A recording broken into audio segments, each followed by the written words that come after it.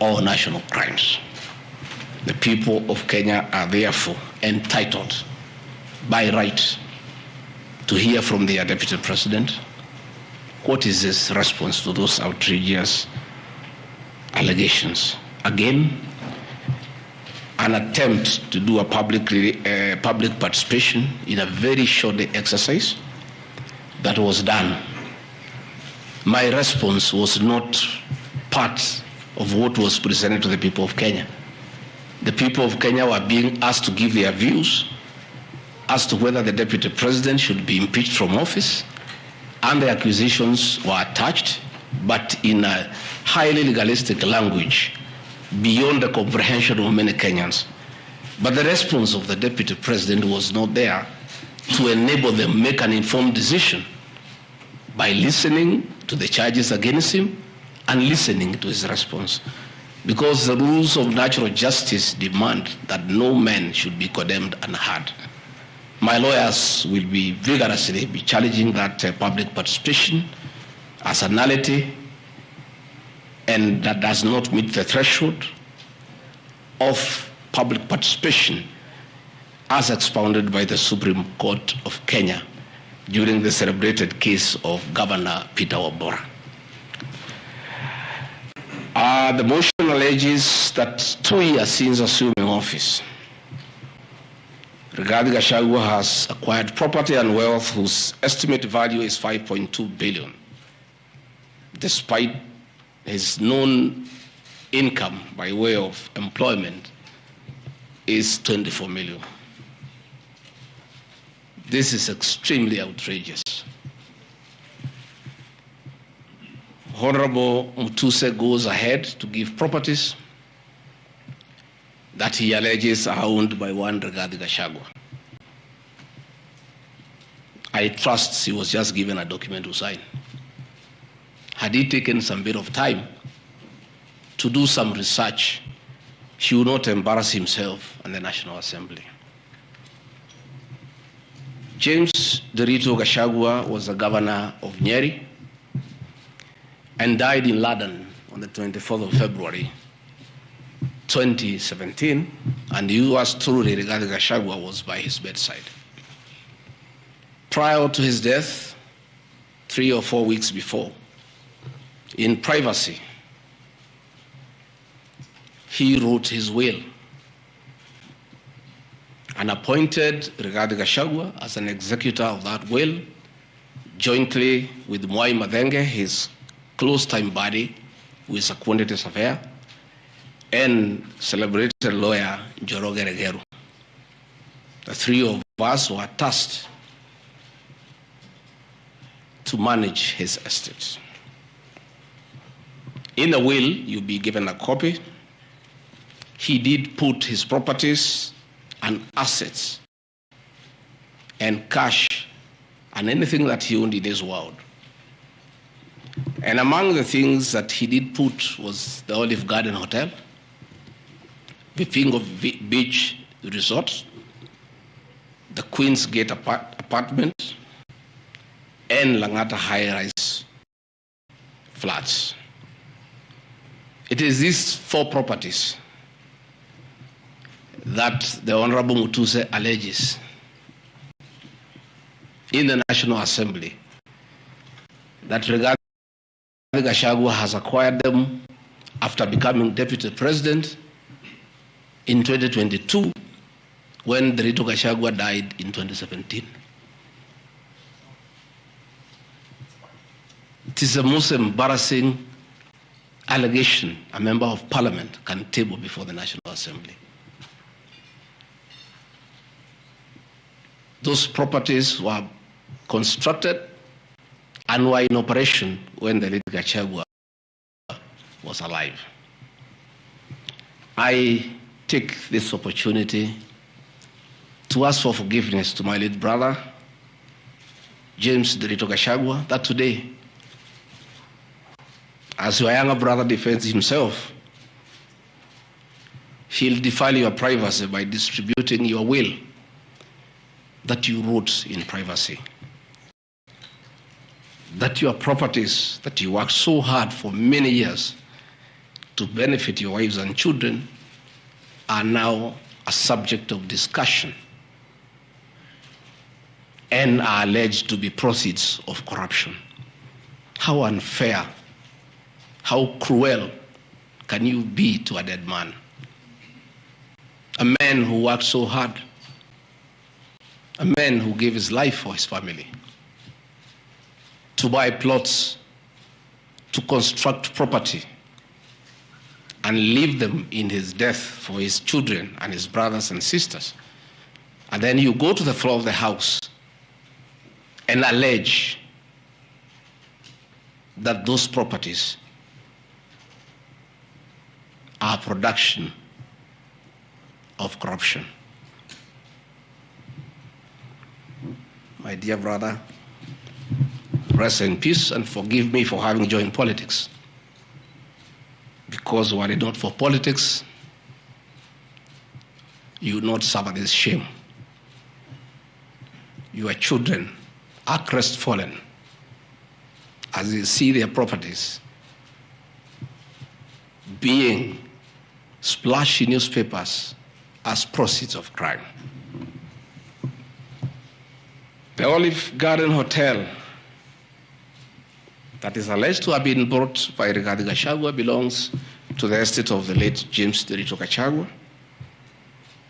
And in his will, he directed that we sell all his properties and divide the proceeds among his brothers, sisters, wives, and children. We, as the executors of his estate, and I want to pay tribute to lawyer Joroge Regero and Mwai Madenge for their commitment and sacrifice to the Gachagua family.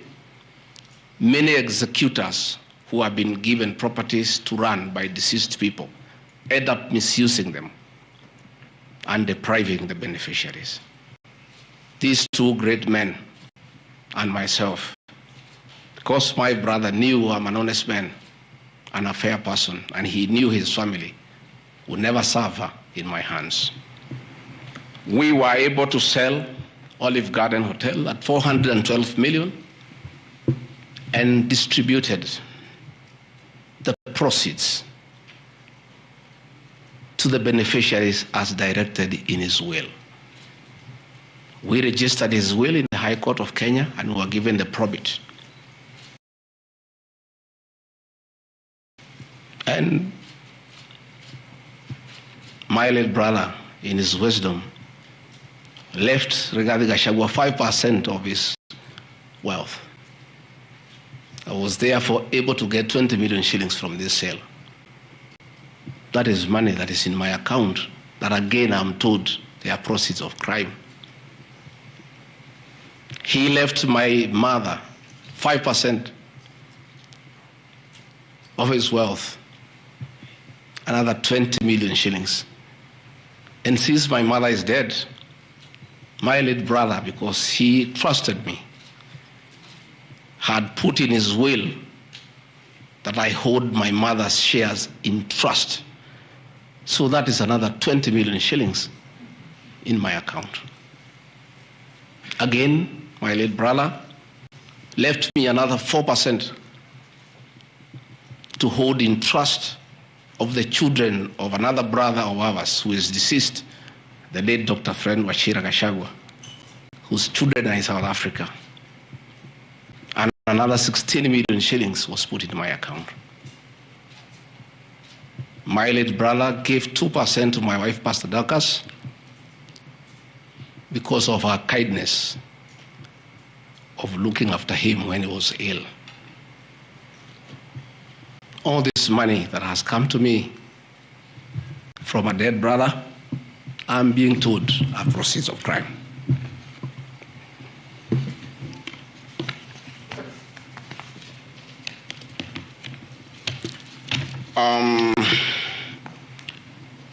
Queen's Gate Service Apartments, another property belonging to the late Gachagua, is another property that I'm told I've bought as when I'm deputy president. That is why I have 5.2 billion worth of money.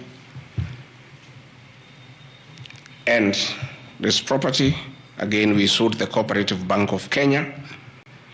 The staff retirement benefits for nearly 600 million. And this money we utilized to pay his debts. And today, as the late Gachagua rests in heaven, he has no debt. Again, I want to thank my fellow executors, Njoroge Regeru and Maimatenge, for what you have done for my brother. Vipingo Beach Resort in Kilifi was Gachagua's holiday home, a beautiful palatial resort on 3.5 acres on the beach. I remember with nostalgia that he used to host us there every Christmas to enjoy ourselves. This property still belongs to the estate of the deceased because ourselves are our family.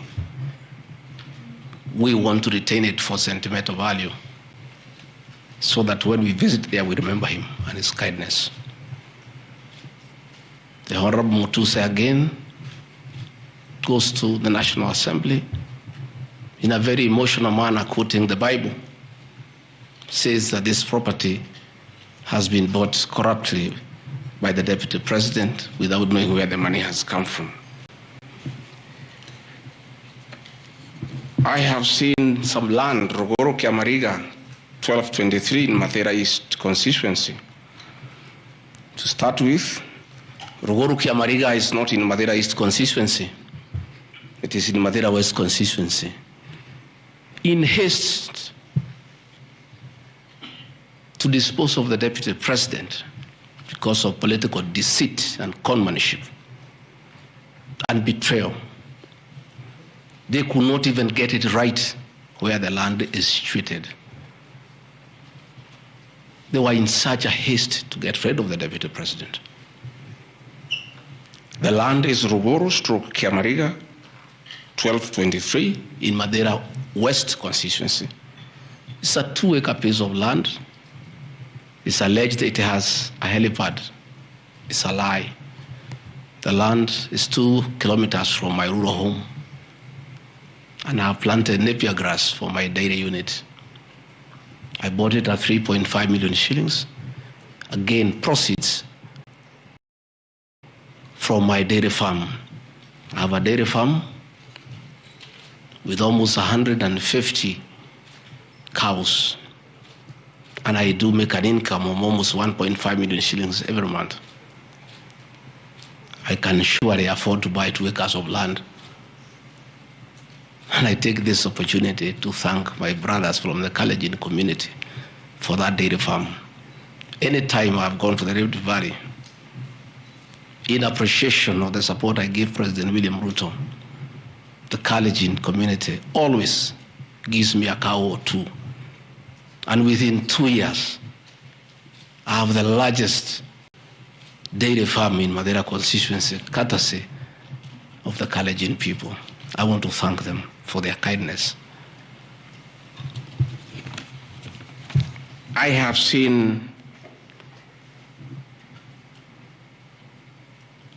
an accusation that I've bought 40 acres of land in Kakuret, Kabraine in Kieni Nyeri constituency as Deputy President of the Republic of Kenya. I saw the Honorable Njoroge Wainaina, the MP for Kieni, signed the notice of motion to impeach me on the allegations, this one being among them.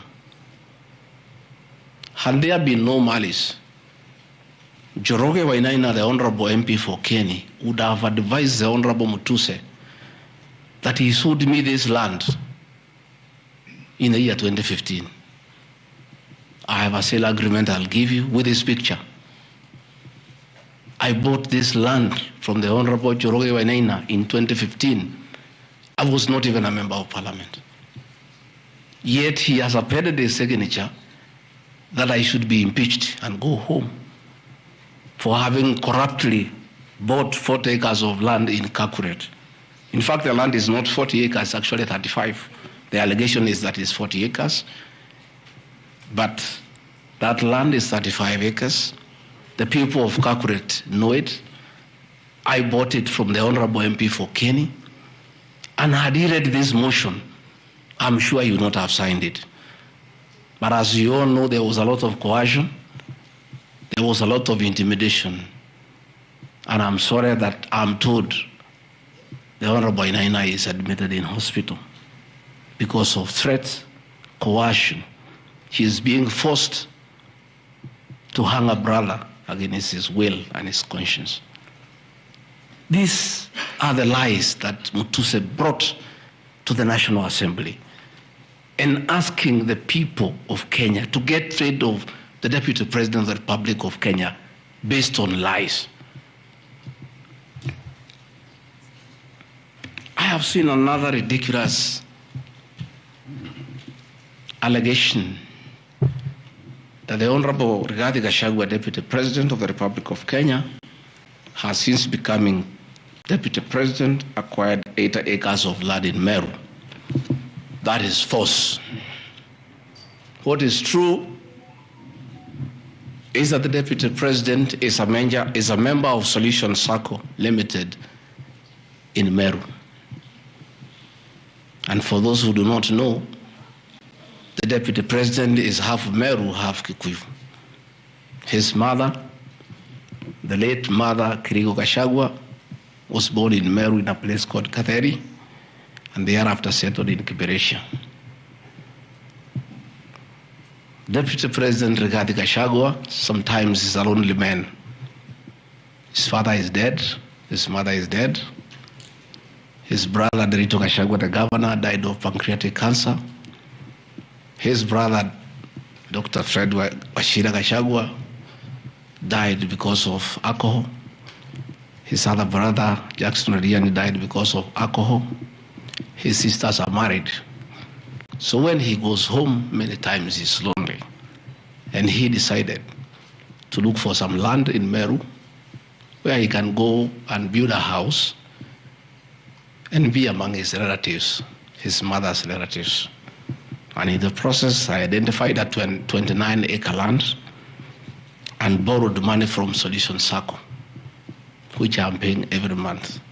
We'll give you documents to show you that this is 29 acres, not 8 acres, that I have bought from a loan that I have taken as a member of Solution Circle in Meru, the land of my mother, and which I call home. I have seen an allegation that I have a dairy farm in Nyandarua. I don't have a single animal in Nyandarua. I have some little land in a place called Shamata, but I'm yet to do anything about it. I think I just mentioned it to one of the member of parliament for that area called Gachagua that I would like to start a dairy farm. And I think in those rumors in parliament, the Honorable Mutuse went ahead to say that I own a dairy farm in Nyandarua. I own no such farm today, but God willing, because of the good climate in Daragwa, in Shamata, one day, God willing, I'll have a huge dairy farm.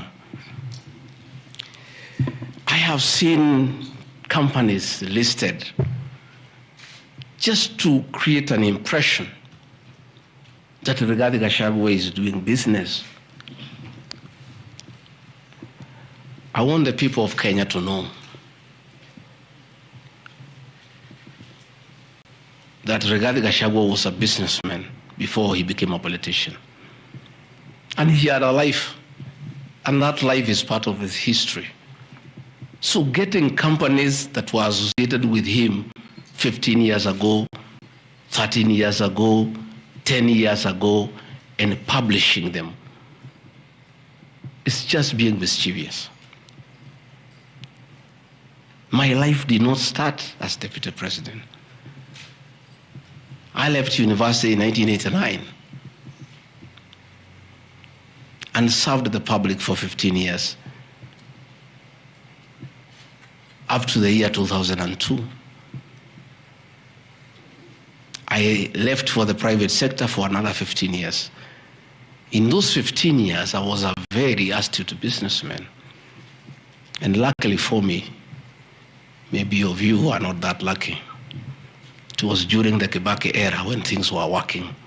The economy was strong, business environment was right, and there was room to make money.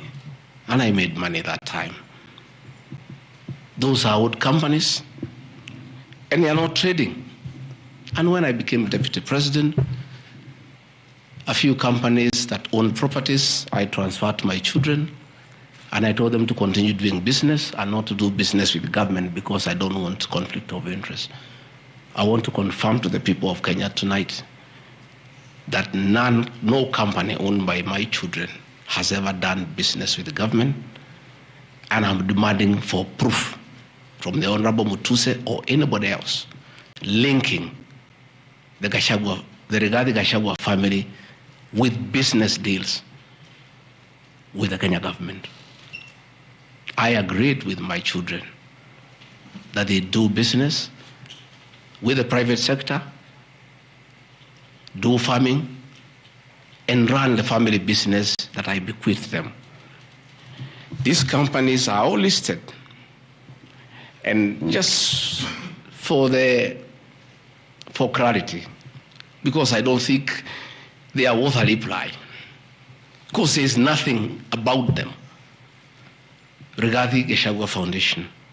As a member of parliament, I was educating orphans, I was educating children of single mothers, I was educating children of PWDs.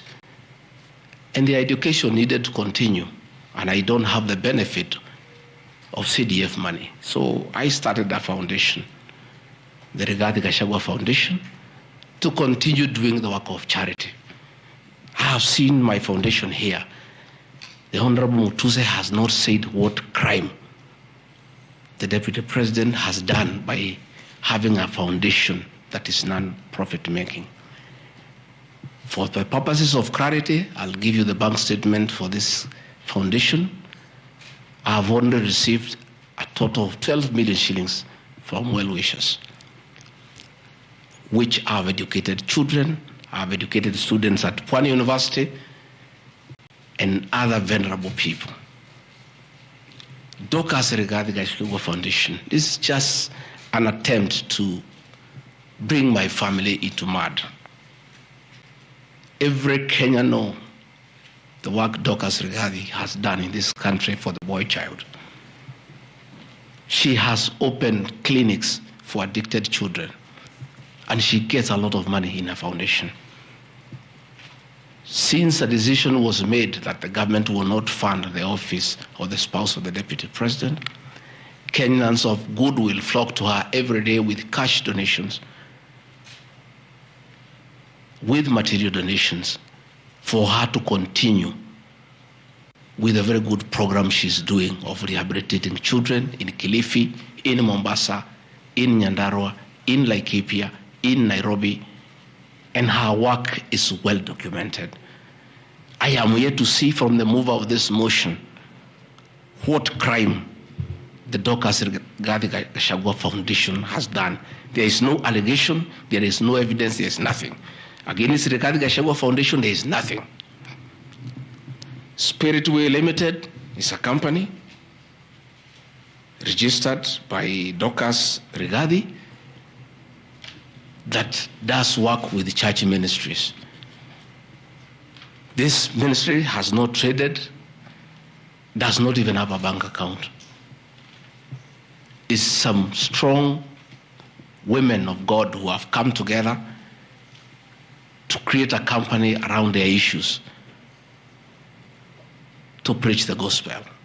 The mover of this motion has not indicated at all what crime this company has committed, other than dragging the name of my wife into mud in the National Assembly. Calvary Creed International Limited, as the name suggests, is a company founded by my wife in 2015, long before I became Deputy President. Again, on evangelism and activities to do with the Church of Christ. I have not seen a single allegation against this company.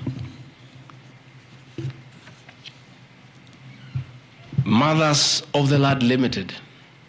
Again, this is a company incorporated by my wife, Pastor Dorcas, in 2021 with our friends. It has never traded. It does not even have a bank account. The Anani Collective. This is a business name registered by my son, Dr. Keith Rigathi, in 2021 before I came into office. And I've asked him, and he has told me the ideas he had, they have not yet come to fruition. So the company is dormant. I am waiting to see a single allegation against this company by this young man. Gradpass Apartments Limited is a company that the executors of the late Gachagua put together to manage Langata View Apartments. The late Gachagua left 80 apartments for his children in Langata and asked us to sell and distribute the proceeds to the wives, the children, and the brothers in a formula that he gave. In a family meeting that I chaired, we agreed as a family that we should not sell the flats. We should share them so that everybody can be getting a rental income. In that formula, because of the shares he gave to me, I have 10 flats. His daughter has 10, his wife has 5, another one has 2, another has 1. So we did put this company together called Grand Bypass Apartments Limited. This is a company that will be managing those flats on behalf of the beneficiaries of the estate of the late Gachagua. Again, this company has been put here by the Honorable Mutuse as a company that is involved in corruption. A company set to manage flats belonging to a dead good man who had foresight to think about the future of his children. And in his death, he is being haunted on nonsensical allegations simply because a decision has been made that Rigathi Gachagua is no longer useful to this administration. He is a spent cartridge. His work was to help fight Uhuru Kenyatta and get President William Ruto to power. And thereafter, he is of no use. So he should be dispensed with, and somebody else can be appointed against the will of the Kenyan people. That is the viciousness that we are even fighting the dead. How cruel can we be? How insensitive can we be? What is this power thing? That you even fight the dead for you to entrench yourself in power and get rid of your perceived political enemies. I appeal to the people of Kenya to have respect for the dead, if nothing else. People may have money, they may have power, they may have everything, but they must remember that it is very respectful to respect the dead. Please stop haunting my late brother. Don't put him on trial. He committed no crime by working hard and leaving an inheritance for his children and entrusting his brother, Rigathi Gachagua, to look after that property.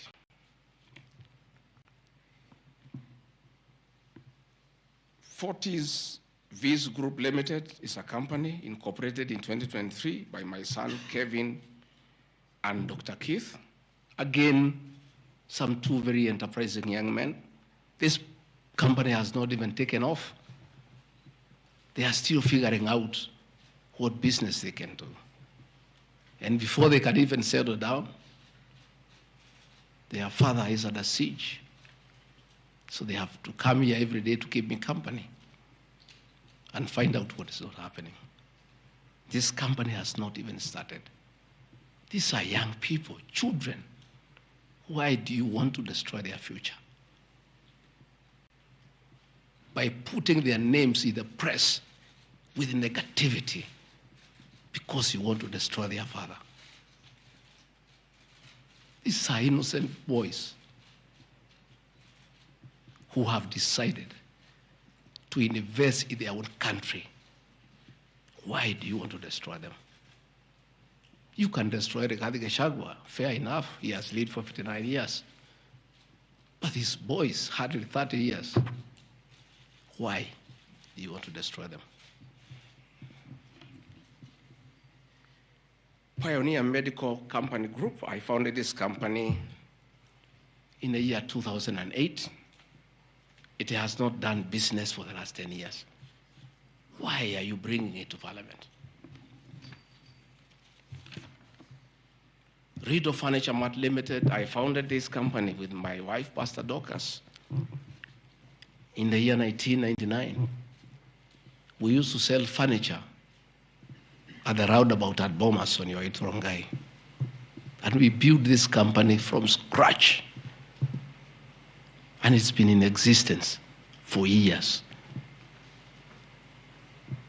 And when we stopped trading with it, we put up apartments in Kroi, in Rongai, called Rido Plaza, that are managed by this company. We collect rent. We have, I think, 40, 50 flats there, and pay tax every month. What wrong has Rido Furniture Mart done? Rido Plaza was constructed in 2012, 10 years before Rigathi Gachagua became deputy president. Even if you want to kill his man and make sure he's totally destroyed, why don't you pursue him for the 2 years he has been in office?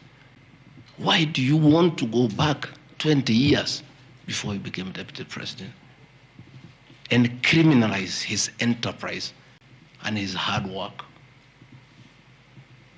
Biovet Kenya Limited is a company, again, I founded in 2009.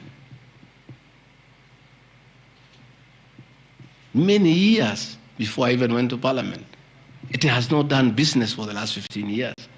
Not a single shred of evidence that this company has done wrong. It's not there.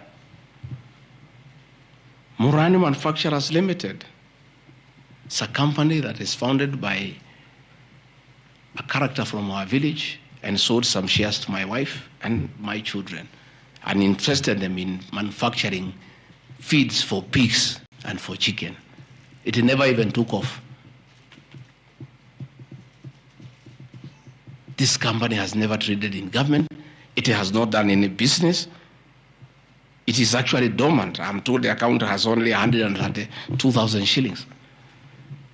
And you want to set the Deputy President of the Republic of Kenya, man elected by 7.2 million Kenya shillings, because his wife and children have some shares in a company that has 132,000 shillings. Surely. Deota Merchants Limited is a company I founded in 2009 during the Kibaki era. It has not done business for 15 years. We demand that you say what this company has done. Wamunyoro Investments Limited is a company named after my village in Wamunyoro, which I founded in the year 2001 as a construction company. This company owns a lot of property that I bought in those years when the economy of this country was on sound footing. Since I became deputy president, we ceased all activities of this company. It has not done a single transaction with anybody. The company is dormant, but it owns property. Those properties were bought and acquired long before I became deputy president.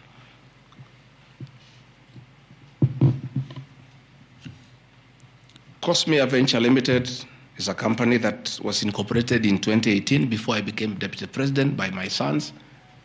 They do what you call bulk. I used to give them work when I was member of parliament to send messages to my constituents. I think they were charging me 30 cents per SMS. Some young, enterprising young people. Company 2018, it doesn't do business with government. It is not accused of any wrongdoing by anybody, anywhere. It's just putting the name there. Royal Crimson Ventures Limited, again incorporated in 2018 by my children to do their little business. No allegation of any wrongdoing has been annexed to the motion. Kurito Properties Limited, again, this is a company that me and the co-executors put together for the purposes of managing the Vipingo Hotel. No details of any accusation, any wrongdoing, nothing. Crystal Kenya Limited, this company I founded in 2009. And when I became deputy president, I gave out my shares to my children, and myself and my wife, we got out and asked them to continue doing business. My two children, like their father, are very enterprising.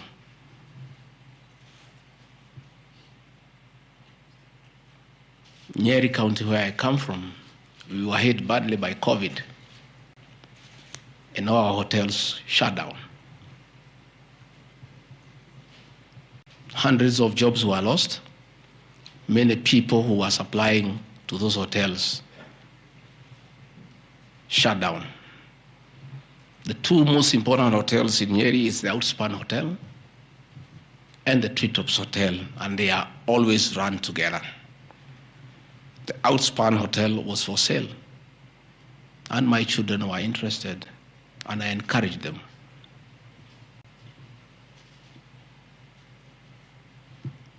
Treetops Hotel cannot be sold. It belongs to KWS. It's a government hotel. You can only lease. And the person who owned Outspan Hotel had also leased the Treetops Hotel. So my son acquired Outspan Hotel and got an assignment of the lease. So they don't own Treetops Hotel. It's on a lease from KWS to Aberdare Safari, then an easement to Crystal Kenya that is run by my children. I shouldn't be here talking about Crystal Kenya Limited and my children because they are not part of this proceeding. But they have no other forum to defend themselves, so I have to defend them. They are grown-ups. They should defend themselves, but they don't have the forum. They went to a bank and borrowed 600 million. The documents are there. And bought a hotel and bought the lease. And I publicly announced that my family has acquired the two hotels because there was nothing to hide. I saw no need to advise my children, like other people do, to buy the properties through proxy because this was straight business. They went and borrowed 600 million from the bank. And they were given 1 year moratorium, which is not over, to do the renovations and all that and open the facility. But I want to thank my son, Dr. Keith Rigathi. He worked very hard. That I think last month or so, I was at the Treetops with the British High Commissioner to open the Treetops. The Treetops is so important to the people of Nyeri and the Aberdare ecosystem. It is in the Treetops Hotel that Princess Elizabeth slept as a princess and woke up as a queen. And when that facility was shut down, it was very devastating to the people of Nyeri and the Aberdare ecosystem. So when the people of Nyeri heard that the son of the deputy president is interested in leasing that facility from KWS and reopen it, there was joy and ululation in the Aberdares. Since this hotel opened, 45 Kenyans are back to work. The mama mboga we talked about during our campaign are supplying vegetables to that hotel. The local butchers are supplying meat to that hotel.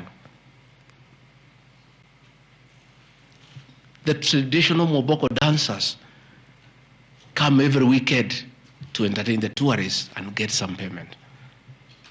The tourism circuit of the Abadea is back because of these two young men who are now being demonized as crooks, as criminals, who should not invest in their own motherland because they are the sons of the Deputy President. The Deputy President of the Republic of Kenya spends a lot of time in one of his functions that he has been given by the President to coordinate development partners and look for investors. Why should the Deputy President go to look for foreign investors when his own children can invest at home? Children of many other people I know hide their money in Dubai and Cayman Islands. They don't want to invest here. What crime have the children of the Deputy President of the Republic of Kenya committed by borrowing money from a bank to buy a hotel and spur tourism, create employment, and spur business within the local environment? These boys are so demoralized, asking me, Dad, why didn't you advise us that it's a crime to be your children, that we have no life of our own, that we shouldn't invest in our own country, and if we dare to invest, we should do it at our proxy so that we conceal our identity? Are we criminals by virtue of being your children? That's a question my children are asking me.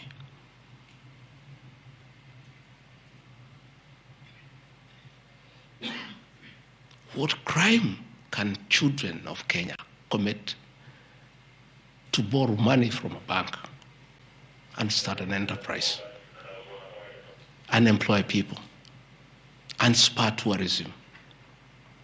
How unfair can a country be to its young population to condemn them for being enterprising? I'm being told by the National Assembly that I need to be impeached from office because my children have dared to borrow money, buy property in their name and invest in their own country. And for that, their father should be sent home. I want to conclude by Karadi Farm Limited. This is a farm I founded in 2001 with my wife, Pastor Dorcas. And it runs our farms. It runs our dairy farm in Nyeri that is doing very well. I'm making $1 million shillings also every month. And I sell calves, and it's doing very well. And my farm now has become a model farm for the local farmers. We are doing chicken, we are doing rabbits, we are doing sheep. Again, nobody has told me what crime has Karandi Farm committed. Technical Supplies and Services Kenya Limited, a company I founded in 2001. I did business during the Kibaki era. When things got very bad, I stopped doing business with it. It has not done business for the last 8 years. And of course, in the 2 years I've been Deputy President. I want proof. Tomorrow, the National Assembly to table proof what these companies have done. They will be very embarrassed before the people of Kenya. This will be the most shameful act ever in the history of our National Assembly, where you go table a motion that is so sensational based on trash and not a single accusation backed by evidence. I have seen an allegation that exerting influence on officials of the Ministry of Lands to issue an allotment letter to Amunyoro Investments Limited and using the fraudulently acquired documents to support a court case. Again, Wamunyoro Investments Limited was never allotted any land.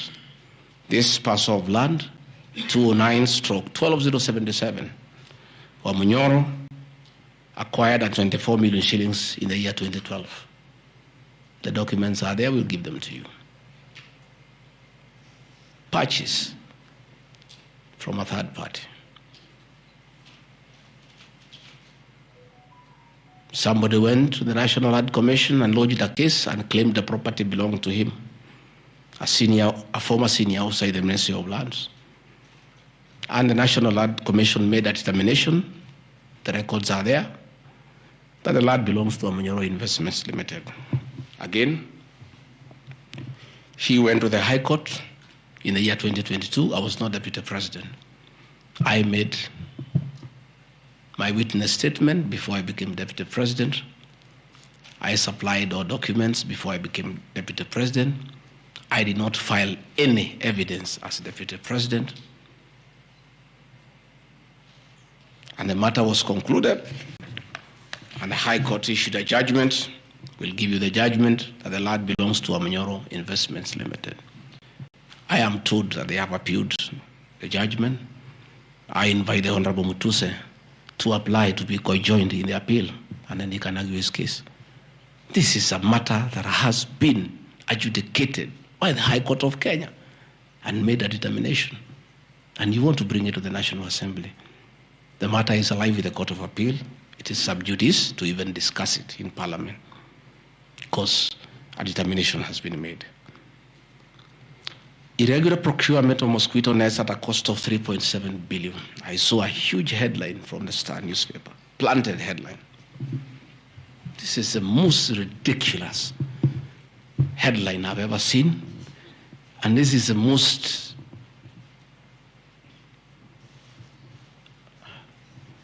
I lack a proper word and I don't want to speak in Kikuyu.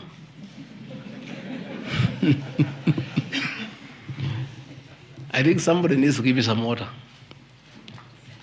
I'm looking for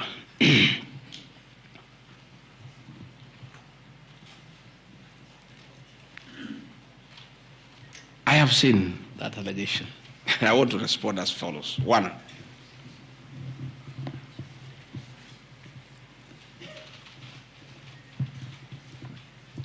there is Andrew Mulwa, he has sworn an affidavit with the false allegations. And he had better be very careful. Because he has made a statement on oath. In the affidavit, he says that Deputy President was involved in KEMSA 3.7 billion irregular procurement of malaria nets, either directly or through proxies. Further,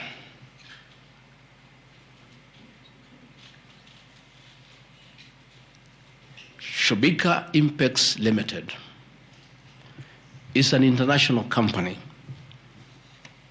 the fourth largest manufacturer of mosquito nets in the world. It has done many tenders with KEMSA, with the Global Fund, countries in Africa, in Asia. And there was a tender.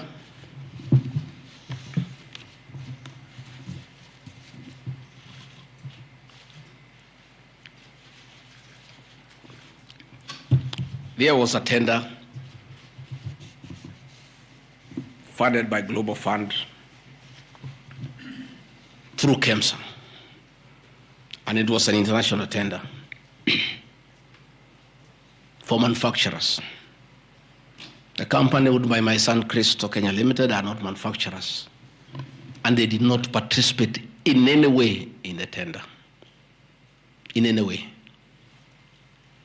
What happened is that in the year 2014, 8 years before I became Deputy President, Shobika Impex Limited appointed Christo Kenya as their local agent, whose work is you were asked to collect your bid board. And they kept on coming to collect the bid board. It was not available for almost 3 months. And they asked the local agent, that is Crystal Kenya Limited, can you follow up on our behalf? We participated in this tender. We did not win. We have a letter asking us to collect the bid board. We are waiting for it because this is money that is tied as our agent in Kenya. Can you follow up? And that is why when my son, on behalf of Crystal Kenya Limited, went to KEMSA trying to follow up, and when it was not working, he brought it to my attention, and I made a call to Mr. Andrew Mulwa, asking, my son has been here.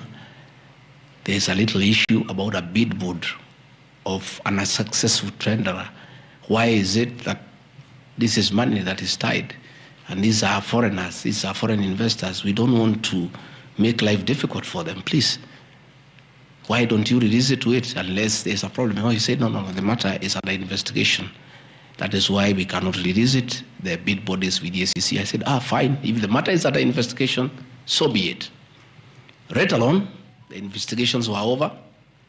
EACC wrote to KEMSA and returned the bid board.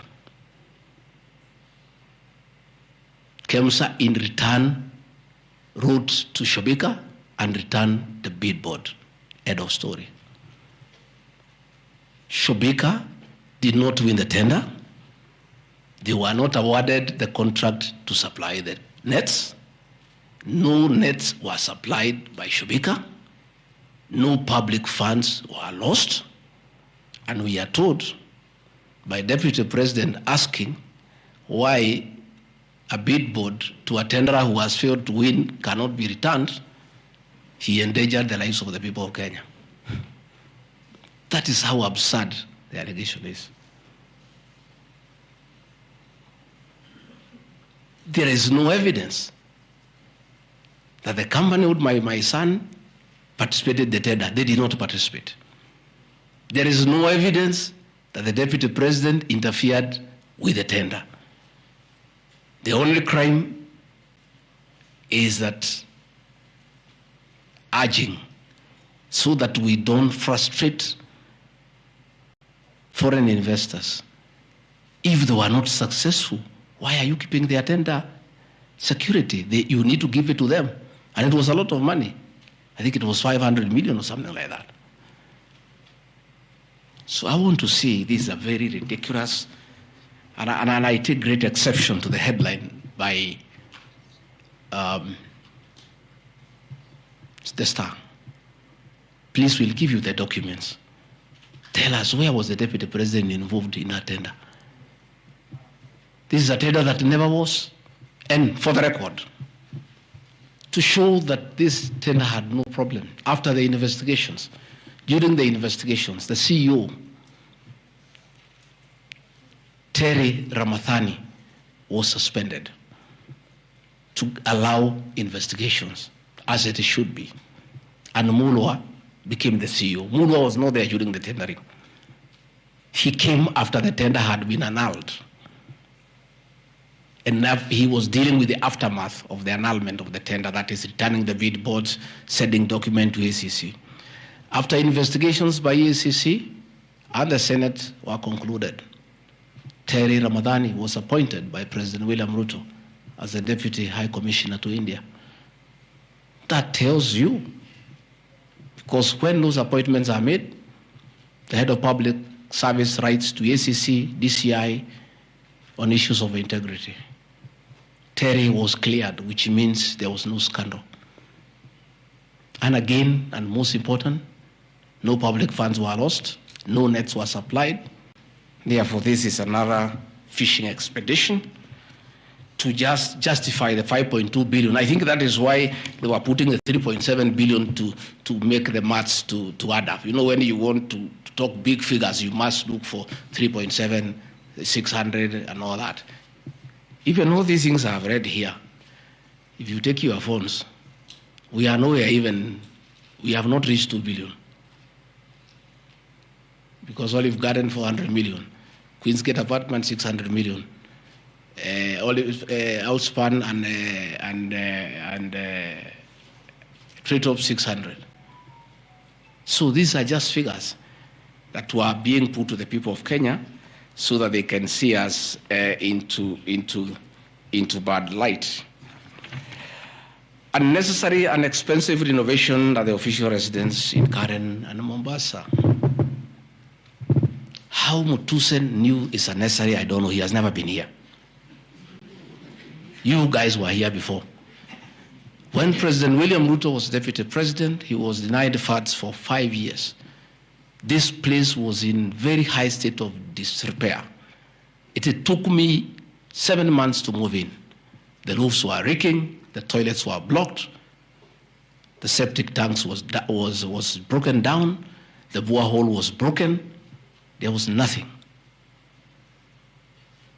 Parliament, in its own wisdom, allocated funds for the renovation of this residence. As a deputy president, I have nothing to do with public expenditure. In fact, at that time, the accounting officer, between 2022 and 2023 financial year, was a State House controller. Procurement was done, tender was awarded, and the renovations were done. And you can see, the place looks good. There was need to dignify the office of the deputy president because he has a function of coordinating development partners. Ambassadors and high commissioners and all sorts of international visitors are always here. So to dignify the office of the deputy president, the residents needed to be in the right standard, and that is not my decision, and I have nothing to do with it. As for the contractor who was awarded the job, I don't know him, and I don't need to know him. I have no business. Where he transferred his money, I would not know. I have no access to his account. Whether he is related to me, the answer is no. I don't know him. And for the record, I don't wish to know him because it's not necessary.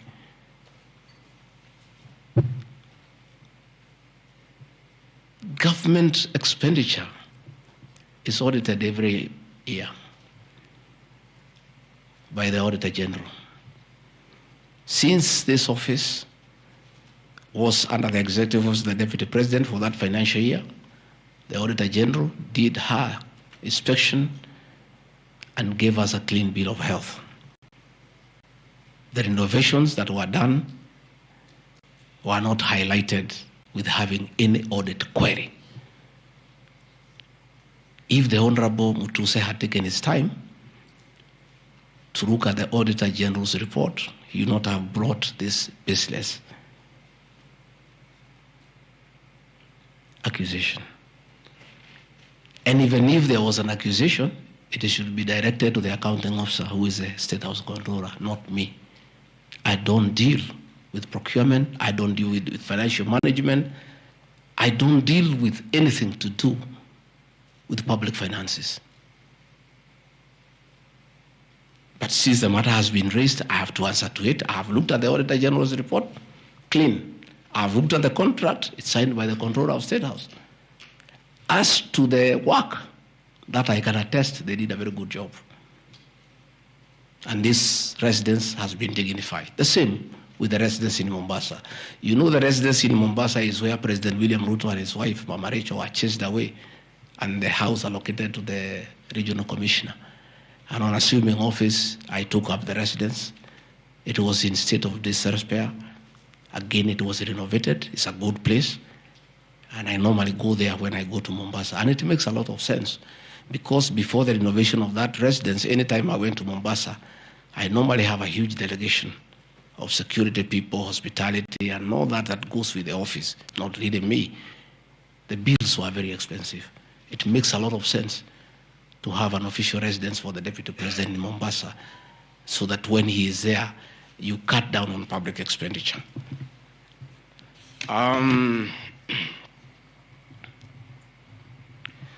Dubiously acquiring a substantial portion of sum of 100 million paid to Lusona Events Limited. Again, that's another ridiculous accusation. From the notes, this is people who give services here for events. We have many meetings. You have come here for IBEC. There are tents put up here to the required standard. We have meetings here for development partners. This is a very busy residence. Most of you have been here. Again, I don't get involved in procurement. That is the work of the accounting officer and his team in public finance management.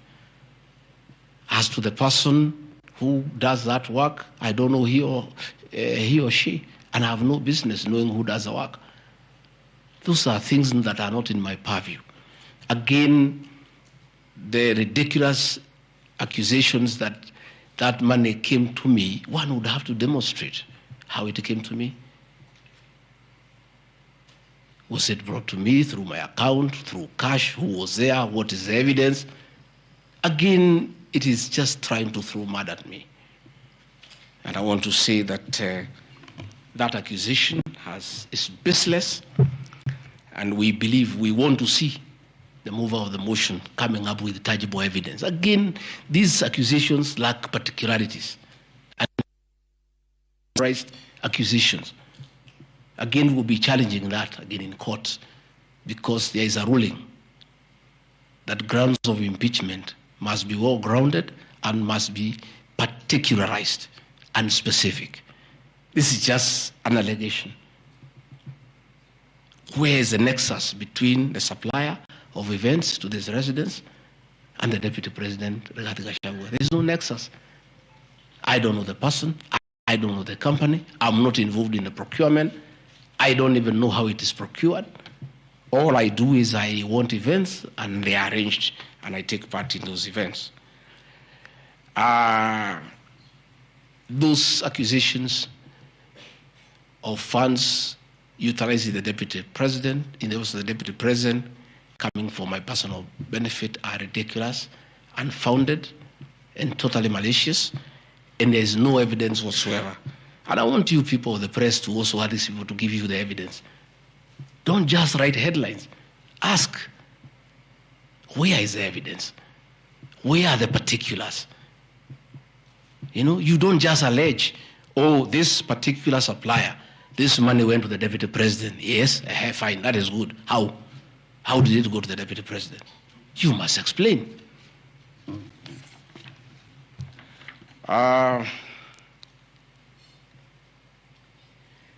Alleged sensational but false allegations against Lady Justice Esther Maina. It is alleged that the special notice of motion at ground 4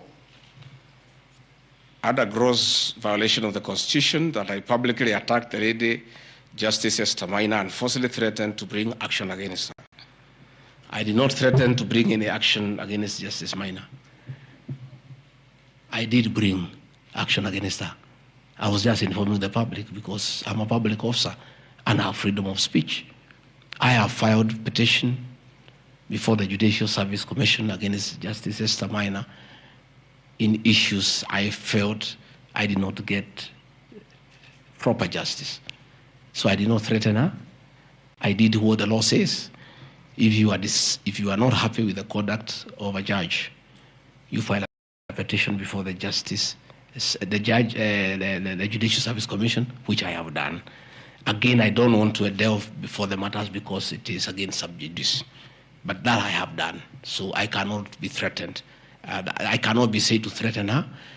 And again, I have a right as a leader, as a Kenyan, to say what I'm doing. And I did say publicly that I will bring a petition against her. I have done it. And the evidence is there. You see it. We have filed a petition, and we are waiting for it to be concluded.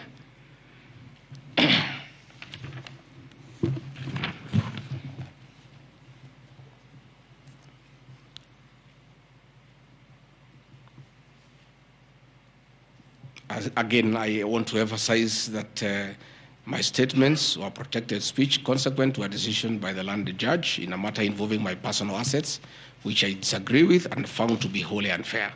The matter having been concluded at that stage, my criticism of the decision was not sub judice, nor in any other manner prohibited by law. While I respond to the ruling of the land judge, I was in absolute disagreement with it. Contrary to the assertions in the special motion, I did not falsely threaten to bring action against the learned judge. I took legal action available to every citizen of Kenya under Article 168 2 of the Constitution, which allows any person to petition the Judicial Service Commission for the removal of any judge, and filed a legal complaint before the Judicial Service Commission in March 2024. The complaint being live before the JSC, discussion of the conduct of the learned judge in the said matter here would be sub judice. Diverting materials meant for construction of Kilifi Malindi Highway to tarmac a private load to Vipingo Beach Resort. Again, I said Vipingo Beach Resort belongs to the estate of the late Governor Gachagua. The facts are as follows. King Charles III visited Kenya between 30th October 2023 and 3rd November 2024. During his state visit, one of the designated places where King Charles III was to visit was Kuritu Marine Conservancy, which shares a road with the Vipingo Beach Resort. And it's a public load, by the way, it's not a private load. I have annexed a copy of the program of the state visit to Kenya by King Charles III, marked RG, which at page 13 on items 63 and 64 shows his departure and arrival at Kuritu Marine Conservancy. As I was walking around, I slept there, I think 2-3 weeks before the arrival of the king. And as you all know, I walk every morning. And as I walked on that road, I found there was a lot of activity and tarmac was going on. I was very happy and I asked what was happening. And I was told that the king himself, the third, will be coming. So, like all other residents of that area, we are very indebted to King Charles III, that this was done very speedily. Rigathi Gachagua never called anybody to do this road. In fact, I'm informed that this road is donor funded, the one to Kilifi, and there is a component of corporate social responsibility. And I have learned, after I have inquired, that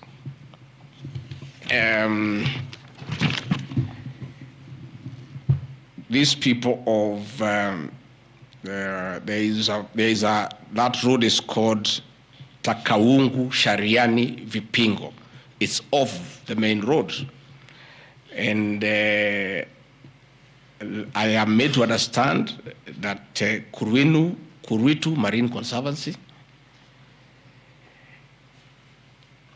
Vipingo Secondary School, Shariani Primary School, among other stakeholders, including a public market, applied to Kenya to be considered for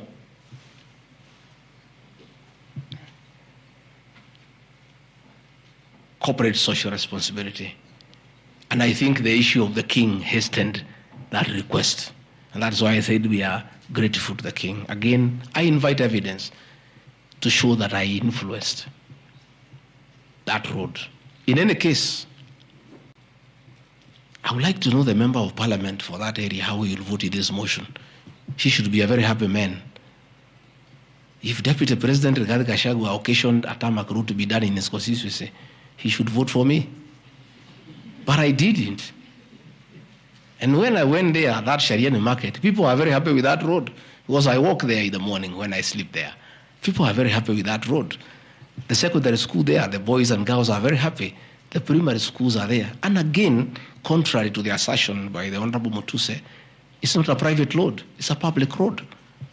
And it is serving many people, a primary school, a secondary school, a market, and a whole community, including the family of the estate of the late Governor Gachagua. We are just beneficiaries of good deeds by our government that were hastened by the arrival of His Majesty the King III. Undermining the President and the Cabinet by allegedly making contradictory public statements from the position taken by Cabinet regarding the evacuation of the people residing along Nairobi River. To start with, for the record, President William Ruto has never complained to me that I have undermined him. If he has told that to Honorable Mutuse, I would like to know that he has complained to Honorable Mutuse that his deputy has undermined him. Article 147 of the Constitution provides the Deputy President shall be the principal assistant to the President and shall deputize for the President in the execution of the President's functions. Article 28, which states that every person has inherent dignity and the right to have that dignity respected and protected. Article 29C, which states that every person has the right to freedom and security of the person, which includes the right not to be subjected to any form of violence from either public or private sources. Section 152G1 of the Land Act, which states that notwithstanding any provisions to the contrary in this act or in any other written law, all eviction shall be carried out in strict accordance with the following procedures. A, be preceded by proper identification of those taking part in the eviction or demolitions. B, be preceded by the presentation of the formal authorizations for the action. C, where groups of people are involved, government officials or their representatives to be present during an eviction. D, to be carried out in a manner which respects the dignity, right to life and security of those affected. Include special measures to ensure effective protection to groups and people who are vulnerable, such as women, children and elderly, and persons with disabilities. F, include special measures to ensure that there is no arbitrary deprivation of property or possessions as a result of the eviction. G, include mechanisms to protect property and possessions left behind involuntarily from destruction. H, respect the principles of necessity and proportionality during the use of force and give the affected person the first priority to demolish and salvage their property. Critically, our Constitution provides at Section 147(2) that first, the Deputy President shall perform the functions conferred by these constitutions and any other functions of the President as the President may assign. Pursuant to Article 3 of the Constitution, I, as well as every citizen of Kenya and state of public officers, have the obligation to respect, uphold, and defend the Constitution in performing any of my functions. The national values and principles of governance contained in Article 10 of the Constitution by those state organs, public officers, and all persons, including myself as the Deputy President, wherever we make or implement public policy decisions. In relation to this matter, these national values and principles include the rule of law, democracy, and participation of the people, human dignity, equity, social justice, inclusiveness, equality, human rights, non-discrimination, and protection of the marginalized. Adherence to these principles became extremely important when we, as state officers, are contemplating legal evacuation of citizens with a duty to avoid inhuman forced evictions that would be contrary to our Constitution and international law. While campaigning with the President, and subsequently when I was sworn in as Deputy President, you can remember, I promised as a key pillar to the Kenya Kwanza government that there will be no forced and unlawful evictions and that all evictions shall be human and entail legal compensation. You remember my inauguration speech. I said never again shall this administration carry out inhuman evictions in a brutal manner as was done in the previous administration. I and my office, the Office of the Deputy President, have undertaken extensive engagement with all parties in regard to the cabinet decision on eviction, which I fully support, including the Nairobi River, which is an entity under the ODP and County Government of Nairobi.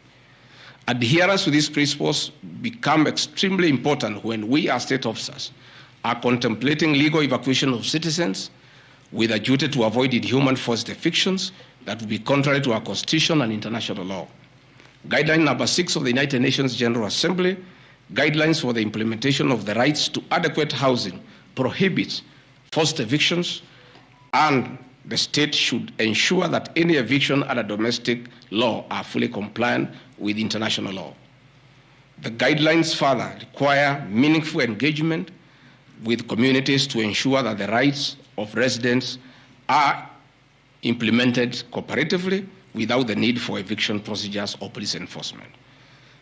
I have supported the implementation of cabinet directives on the eviction, safe for the fact that on being informed that each person residing at the Nairobi River was being evicted and paid only 10,000 shillings, which I and many other Kenyans felt inadequate compensation for eviction.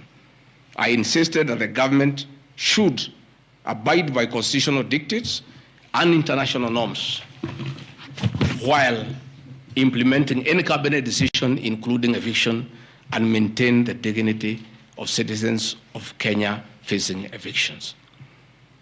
My statements did not and cannot be construed to undermining the president, because the president, like me, sought to defend the very constitution. I hope I'm very clear. Am I clear? I cannot, I will not oversee, supervise, forced, brutal eviction against the people of Kenya.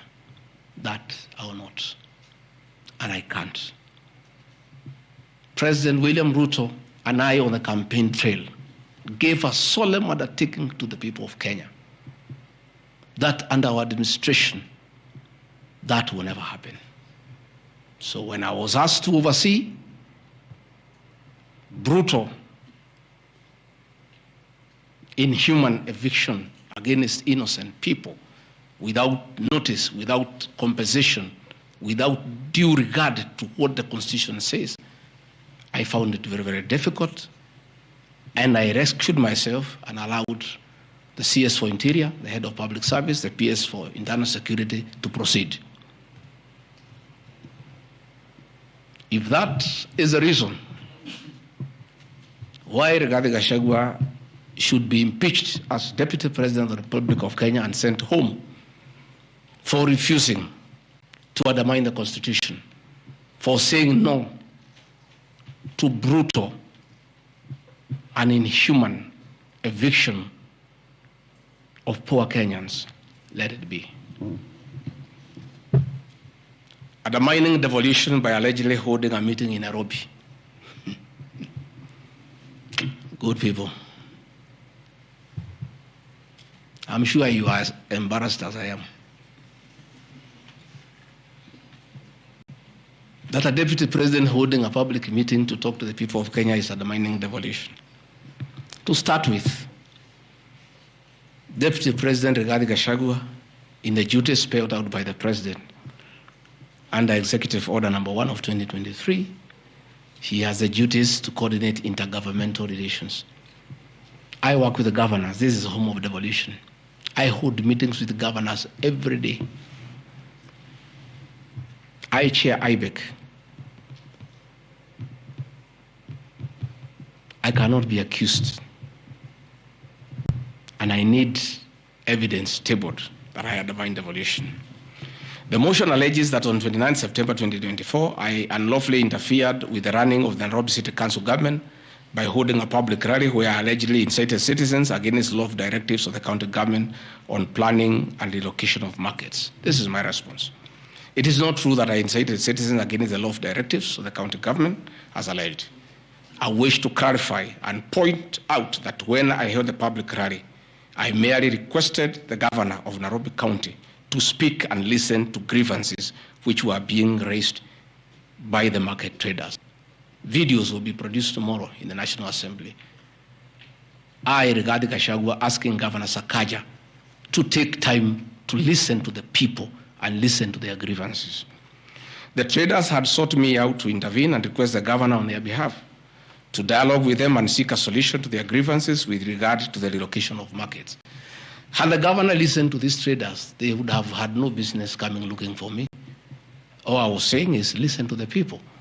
Before you relocate them, have public participation. Most of those traders have lived in Wakulima market for 40 years. They wanted to discuss with the governor what happens to us, what happens to our customers, what happens to the distances that we cover, what about the extra cost of going to the new relocation. And I think the traders were right. requesting a meeting with an elected leader is their right.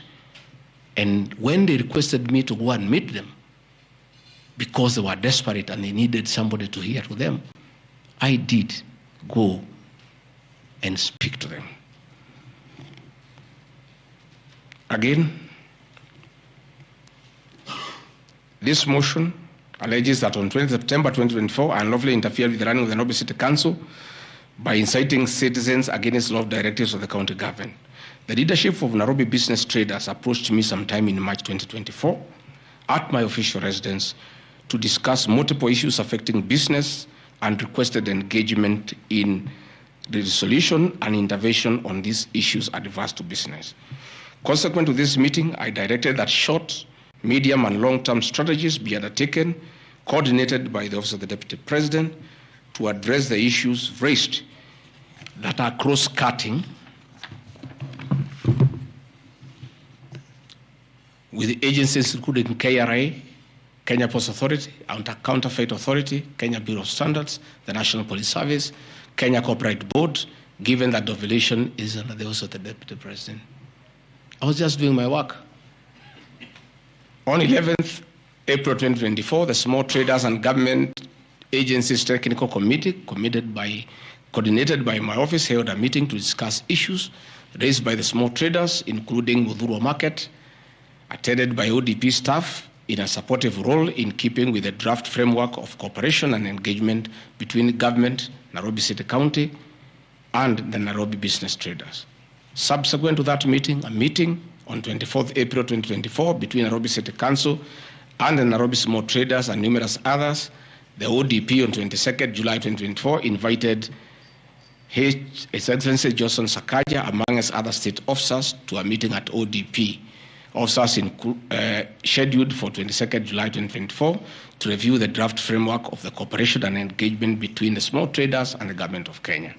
On 3rd September 2024, the ODP wrote to Governor Johnson Sakaja and all other stakeholders, submitting a final combined draft of the framework for review and feedback.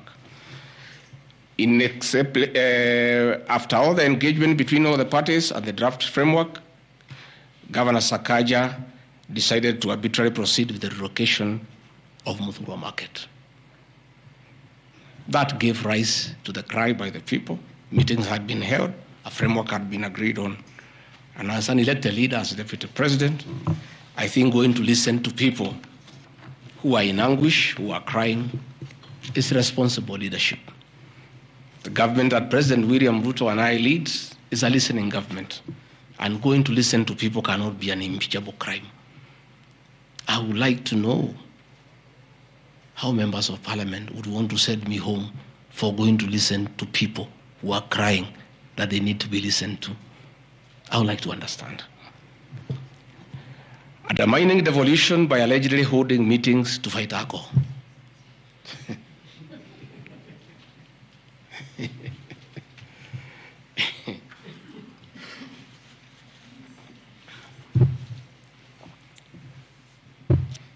I think tomorrow will be the greatest circus.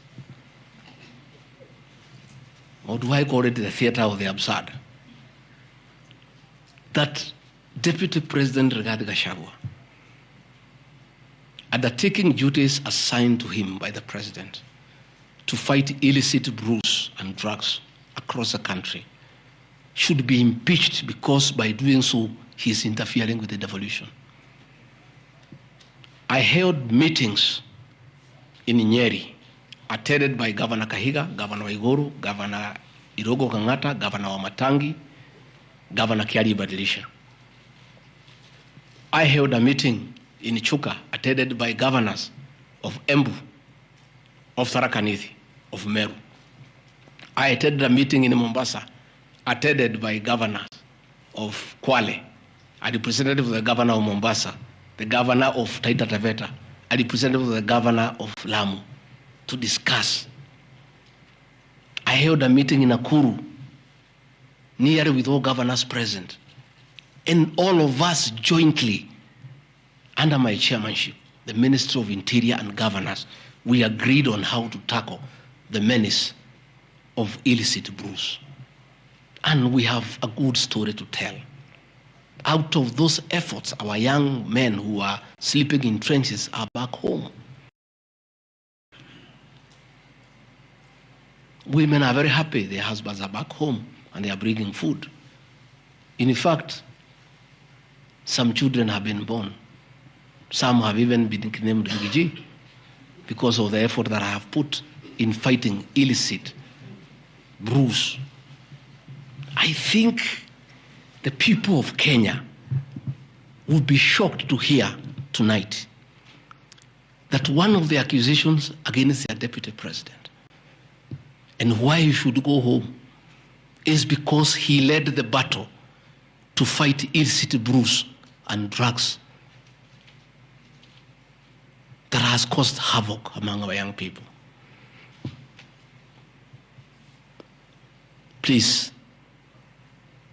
if Rigathi Gachagua is a problem, why don't you assign this job to somebody else? Because this job must be done. We must get our children off drugs. We must fight illicit alcohol. And saying that you want to impeach the deputy president because fighting illicit brews and drugs is interfering with the devolution. I think this is the greatest joke of the year. Even the 291 MPs who signed this motion, most of them, because I know them, have looked for me personally to thank me for the way I have successfully led the war against drugs and illicit brews. And that is why that sham public participation should have had my responses, so that the women could hear that one of the accusations against the deputy president is that he should be sent home because he was leading the war against illicit brews and drugs. I don't know. I think there is something wrong in this country. That somebody has sat down to draft a motion to impeach the deputy president of the Republic of Kenya. And one of the grounds is that he has interfered with the devolution by leading the war to fight illicit brews and drugs. This is a height of absurdity. And Parliament will be the theater of the absurd.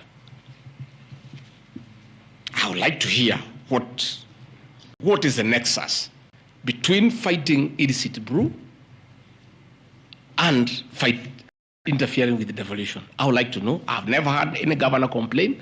I've never had any MCA complain. I've never had any Kenyan complain. The only Kenyans who have complained are few. They are the manufacturers who are manufacturing poison under the guise of producing alcohol. Those are the only few ones. I beg the National Assembly and the Senate, most of the National Assembly, to save face, to consider striking this ground before the motion tomorrow, because it sounds ridiculous to the people of Kenya. Again, if Deputy President Rigathi Gachagua has to be sent home for fighting drugs and illicit alcohol, so be it.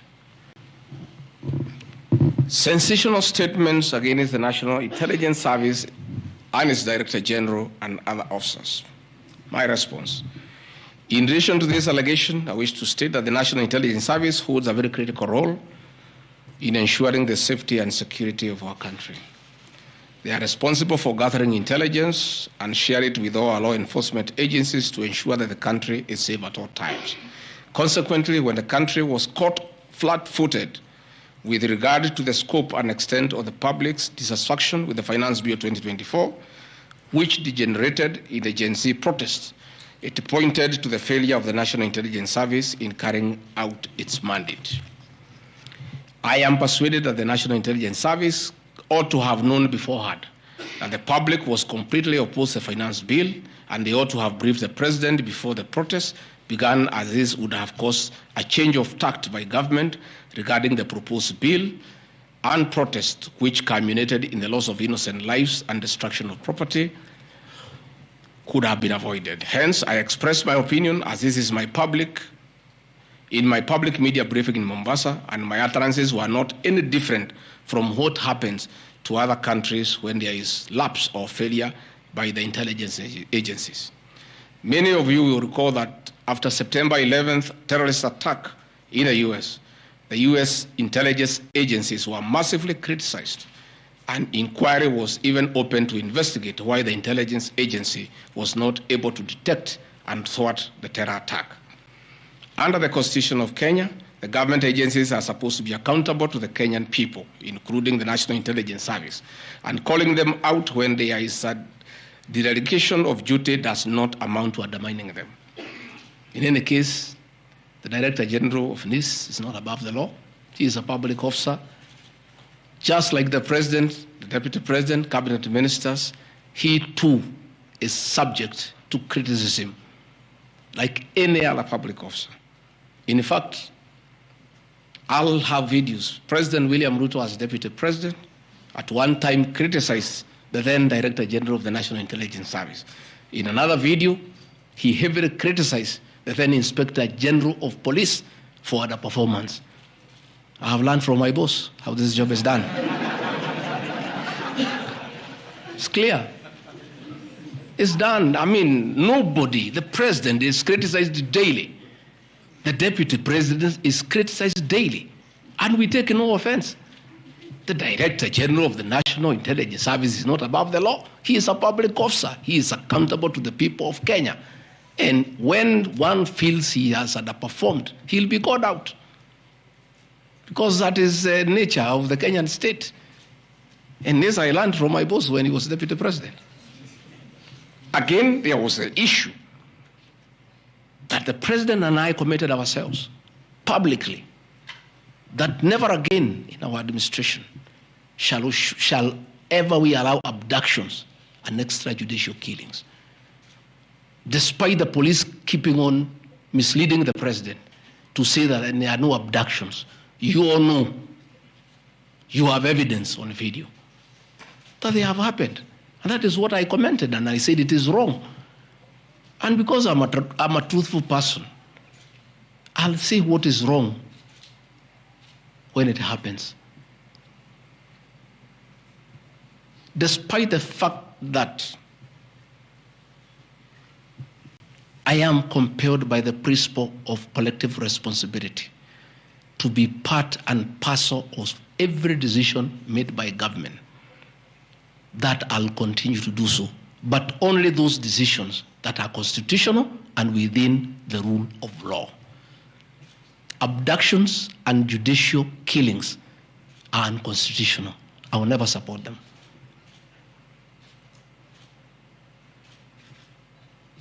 President William Ruto has been criticized left, right, and center. I have not seen him take anybody to court for criticizing him. Why is Rigathi Gachagua being impeached for calling out the Director General of the National Intelligence Service? The Deputy President is criticized daily. The judiciary is criticized daily. The media is criticized daily, including the Star, whom I've criticized today. But that is as far as it goes. And again, despite being just the Deputy President, I enjoy a constitutional right in the Bill of Rights, freedom of speech. And if the Director General of the National Intelligence Service was aggrieved, there are mechanisms of how he can take me to court and sue me for defamation. And I'll be able to argue why I said what I said. So that is not a ground for impeachment. I mean, that is curtailing liberties, the freedom of expression, the freedom to hold public officers accountable for their actions.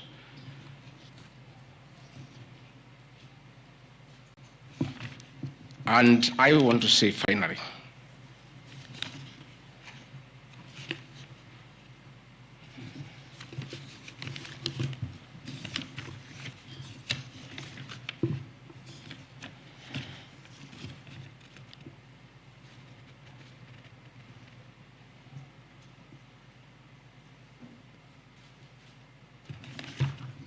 I think I've literally addressed all the grounds because I felt it's important for the people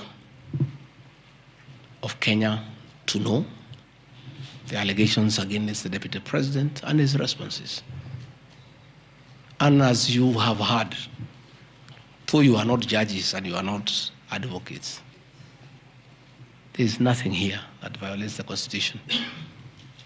There is no gross misconduct. There is no crime that has been committed.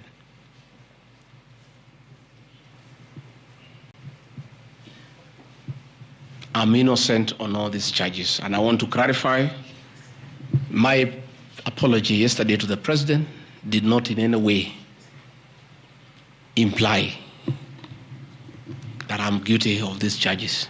I'm not. I'm not. My statement was that if there is something I've done to the President that I don't know, that probably has upset him, I ask for his forgiveness. But that was in no way an admission of this ridiculous allegations meant to overturn the will of the people. Finally, in conclusion, I want to say that overturning the will of the people is not a joke. It calls for very serious violation of the Constitution. None of these issues here meet the threshold.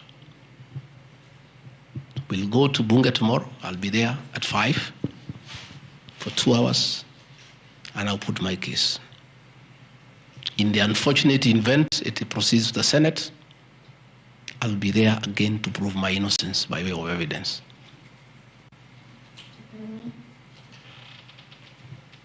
When I called this press conference, there was a lot of speculation that Rigathi Gachagua wants to resign.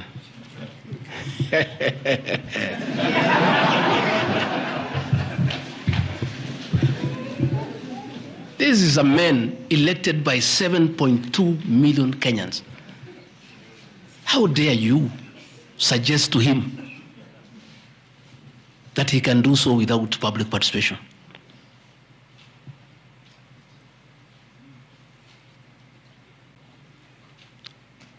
I have no intention whatsoever to resign from this job. I'll fight to the end. I have tremendous respect for our judiciary and the professional judges of the High Court, the Court of Appeal, and the Supreme Court. And in the professional manner, they have handled serious issues affecting Kenya. The impeachment of a deputy president elected by 7.2 million Kenyans is not a small matter that can hastily be decided by a few members of parliament and senators and wish it away.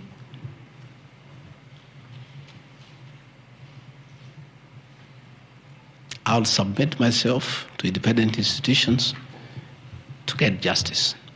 And I'm sure, I have no doubt in my mind that I'll get justice. And this impeachment will be thrown out. And I'll carry out my duties as deputy president. That is why anybody sending feelers to me to resign is a joker. And I found a few people using my friends to come and sweet talk to me. Please, my friends, I don't want to become enemies with you. When you are given such silly messages, don't bring them to me. I have no intention. I cannot resign. I did not give myself this job. I was given by the people of Kenya. I've done nothing wrong against the people of Kenya whatsoever. I've worked hard. I've been very loyal to my boss, President William Ruto. I have worked hard every day.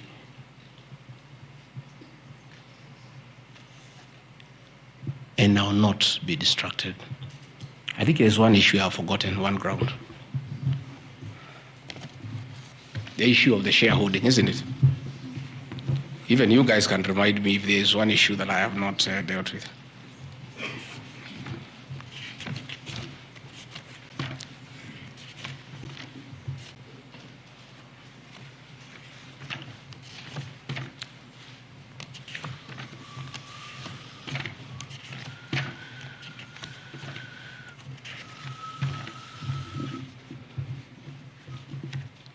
Can somebody there give me my notes on shareholding?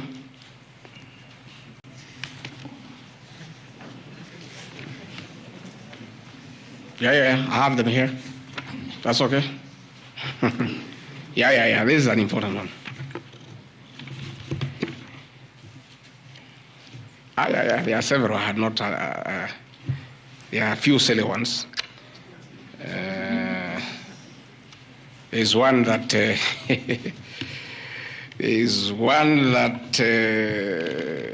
I'm conniving with cartels in the tea sector to block ATDA from implementing guaranteed minimum returns that would benefit small traders. The allegation is not true. No evidence whatsoever has been adduced to substantiate this claim. As far as I know, I've successfully completed my mandate, which was assigned to me by the President, which culminated into creating synergy between people who had taken KTDA to court and suspended the operation of the Tea Act. As a result, the Tea Act now is in operation. The President never mandated me to take over the affairs of the Ministry of Agriculture. He asked me to spearhead tea reforms. I did the tea conference in Kericho, brought all the stakeholders together, and as a result, I created a synergy among all the stakeholders, and we agreed that those people who had gone to court withdraw the cases, and now the Tea Act is operational, and that will see meaningful reforms. As to claims that I have stopped the selling of tea in Mombasa, there is no evidence to that effect, and I want to call upon the Honorable Mutuse to provide that evidence. Again, in matters coffee, I was given the job by the President to initiate coffee reforms, which I have done successfully. I held the coffee conference in Meru for 3 days in 2023. For the last 2 years, I have been working with stakeholders, including members of Parliament and the Senate, which has culminated into 2 bills, the Coffee Bill 2023 and the Cooperative Bill 2023. These 2 bills, the Coffee Bill 2023, will see the reintroduction of the Coffee Board of Kenya that will market coffee for farmers without putting profit. We have also recommended the reintroduction of the Coffee Research Foundation or the Coffee Research Institute in Roiro to work on better varieties and drought-resistant crops. Through my efforts, again, I've completed my work. The 2 bills are before the National Assembly. I call upon members of the National Assembly immediately after the impeachment process to embark on these 2 bills and see them to fruition so that farmers can enjoy the work we have done in coffee reforms. I have seen another absurd, that I have taken control of a local cooperative society in Madera constituency where I was a member of Parliament. This is false. I should be told which society by name, because I know all the societies. I know all the farmers by name. It's really ridiculous. Again, there is no evidence. There is nothing. It's just trying to spoil my name before the people of Madeira who elected me as their member of Parliament.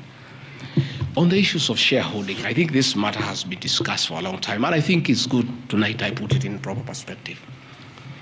I wish to state that the allegation is equally false. None of my family members, allies, or associates are in control of any cooperative society in Madeira. That one I had done. In shareholding by virtue of the provisions of the 3rd schedule of the Political Parties Act, the constituent parties of Kenya Kwanza Coalition entered into various agreements which were deposited with the Speaker of the National Assembly and the Speaker of the Senate for purposes of Article 108 of the Constitution of Kenya. 16.2, the following were members, parties of Kenya Kwanza: UDA, ANC, Ford Kenya, PAR, Farmers Party, Chama cha Kazi, Communist Party, Economic Freedom Party, the Service Party, Tujibebe wa Kenya Party, Umoja na Maendeleo Party of Kenya, and the Democratic Party of Kenya. In accordance with provisions of Clause 3E of Schedule 5 of the Political Parties Act, each of the agreements contained in a power-sharing development agenda for certain regions in Kenya. I attach here copies of the said agreement. I'll give you the Kenya Kwanza agreement so that you know when I talk about shareholding, I'm not talking about Kenyans, I'm talking about this agreement that was signed by President William Ruto and almost everybody else on how power will be shared. I've never talked about sharing resources.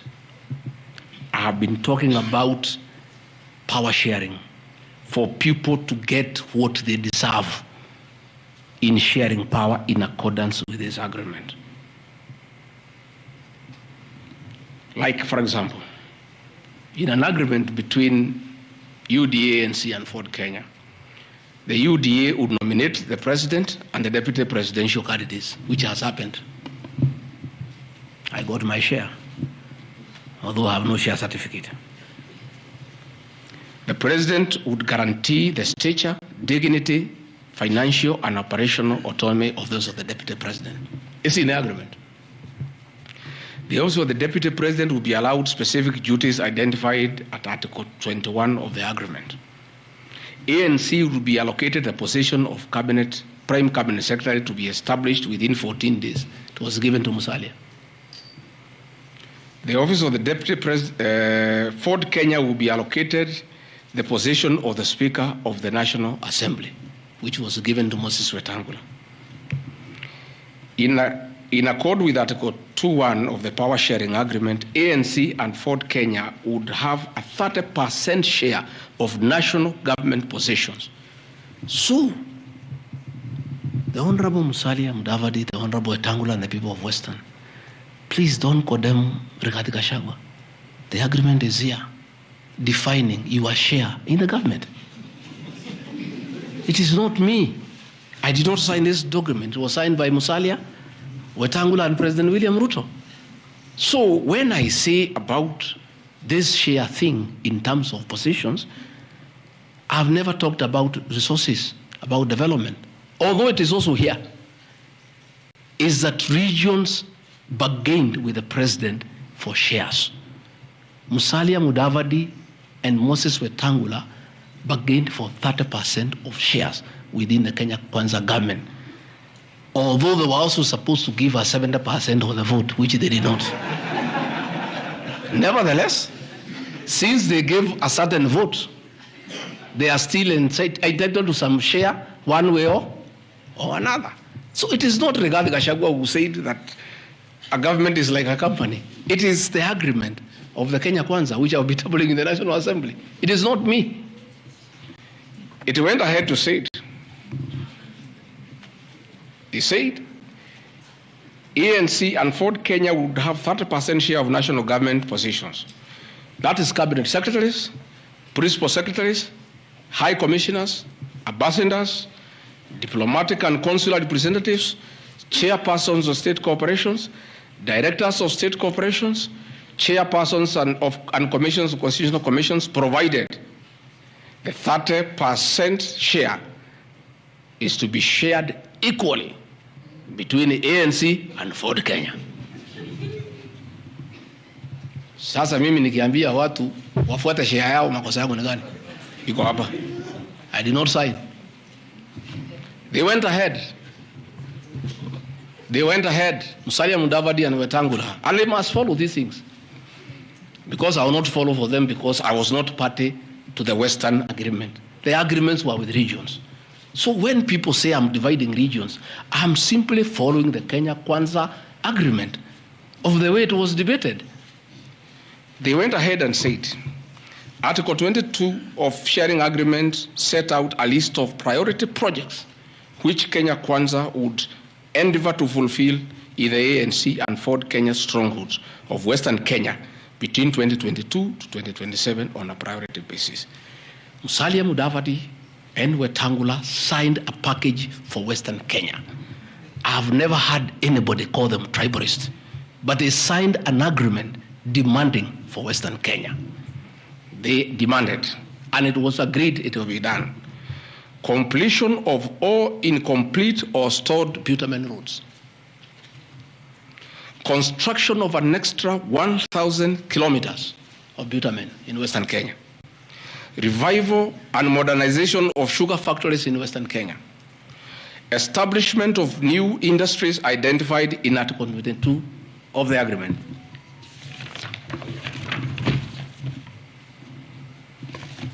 Ladies and gentlemen, this is the Kenya Kwanza agreement on shareholding. What crime has Rigathi Gachagua committed to be impeached by saying what President William Ruto appended his signature to, with Musalia Mudavadi and Wetangula who will preside over my impeachment? What crime has this man committed? The crime of this man is just being truthful, because people do not want these things to be known. That is the problem. People have a problem that I'm a truthful man.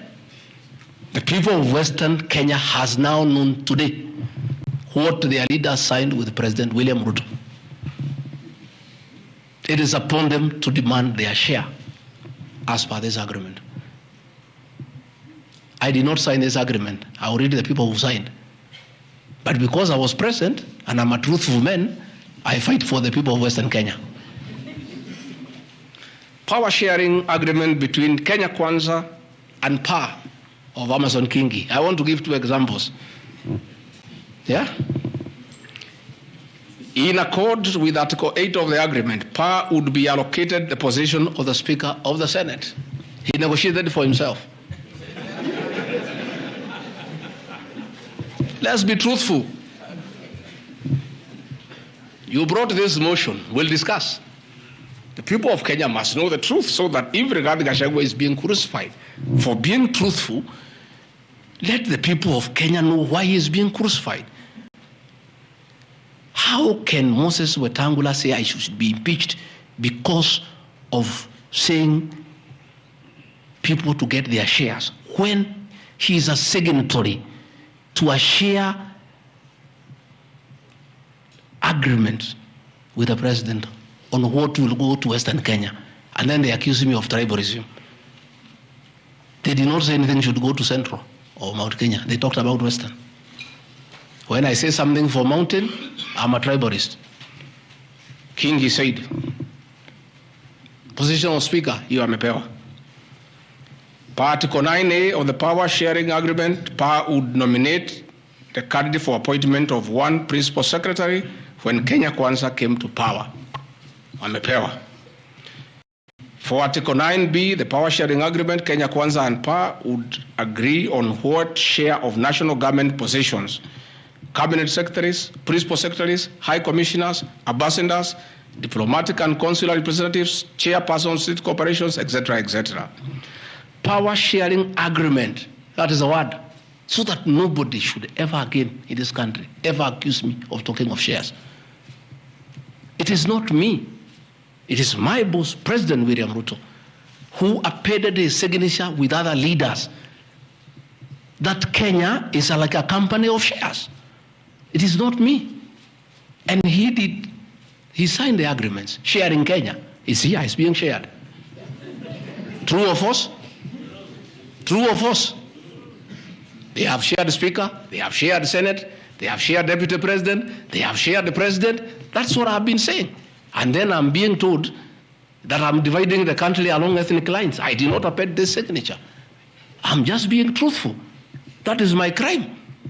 People want these things to be hidden so that they pretend to be nationalistic and say Rigathi Gachagua is tribal. But the people who append these signatures are the ones who should explain why they were signing things for their regions only. Yet they say they are national leaders. power sharing agreement between the Kenya Kwanza coalition on one part and the Communist Party nini. So, Service Party, at least I saw Chama cha Kazi. They say the party leader should get something. Moses Kuria was given something. The Service Party of Mwangi Kiujore got nothing. You know? So, unajua sasa, ile shida iko Kenya hii ni ukora. And people not being truthful. The agreements are here. Like in a Communist Party, they have been making noise. They signed an agreement, they have not seen anybody. Yeah? So,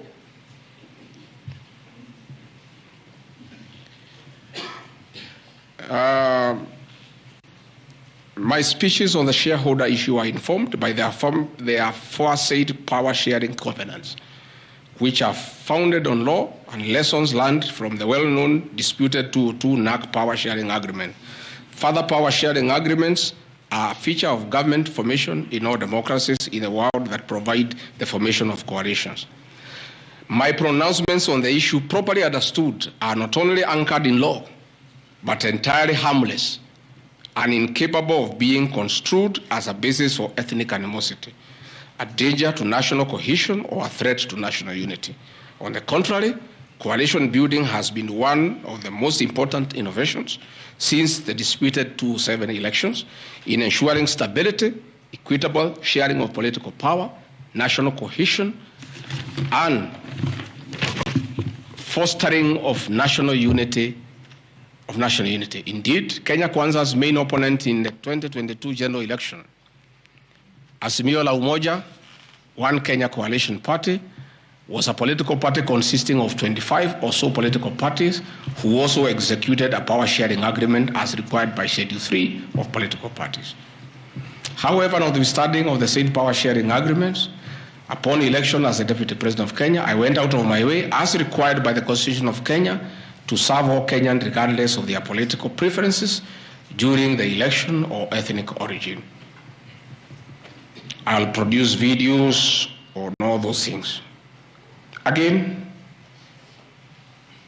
my decision to embrace the broad-based government following the decision of the cabinet after the Gen Z protest is that I support coalition building. And even when the Honorable Wright Odinga came, he got some shares. True or false? I mean, surely, why is Rigathi Gachagua being vilified? By just being truthful. You know, it's good to be truthful. I have heard that my saying we observe this agreement is a threat to national unity. I have never been caught by the National Cohesion and Integration Committee to tell me that I have said something that can create ethnic disharmony.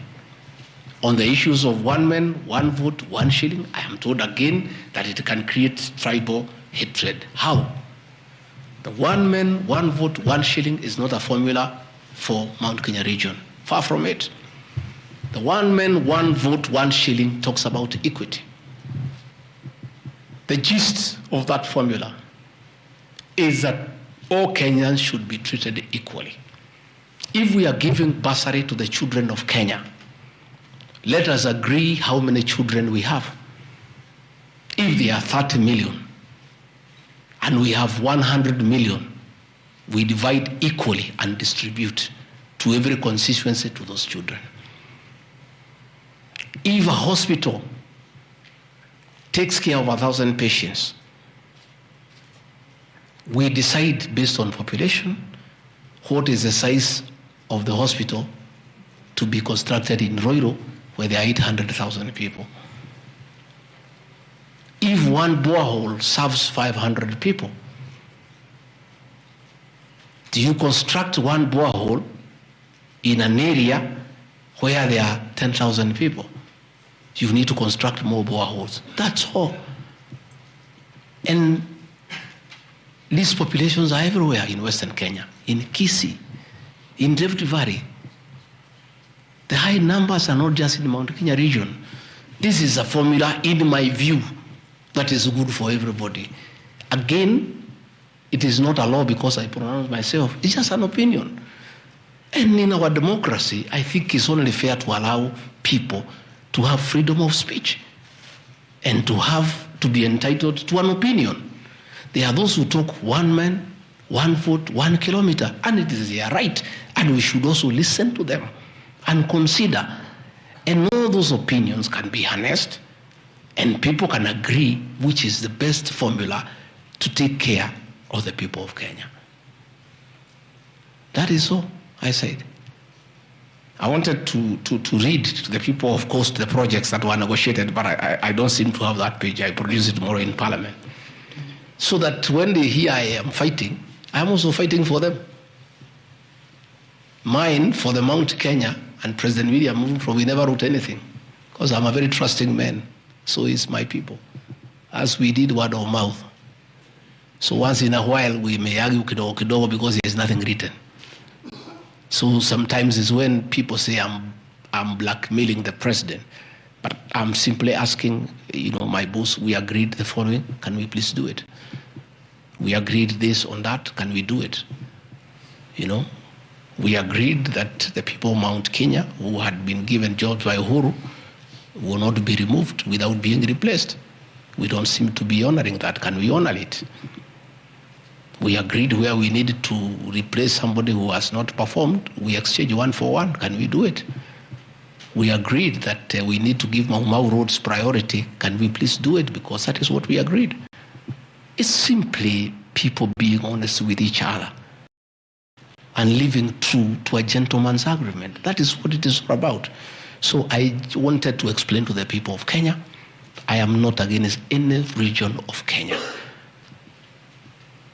I am just a crusader for honesty and for fulfilling written and unwritten agreements. That is all I am. I say if we agree on something, please let's do it. If we agreed we shall do ABCD before we are elected, let's do it. If we agreed we shall not brutally evict innocent people, please let's not do it. If we agreed that we shall create a good business environment for people to do business, please let's not do it. If we agreed there shall be no abductions and extrajudicial killings, please let's be true to the people of Kenya. That is all. So I want to thank every one of you. And because I've been in Parliament, I don't think it is necessary to have questions. I've been very, very clear on no issues, why I called this a press briefing. I've said I'll be in Parliament tomorrow. I have asked my team to try to give you all the materials so that you can also go and digest. But I think I've prosecuted my case before my employers, the people of Kenya. And I trust because the members of Parliament are also listening.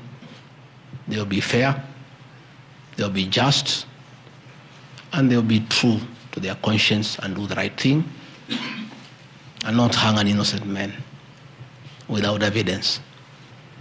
I wouldn't mind being crucified if there was evidence, but there's nothing, zero.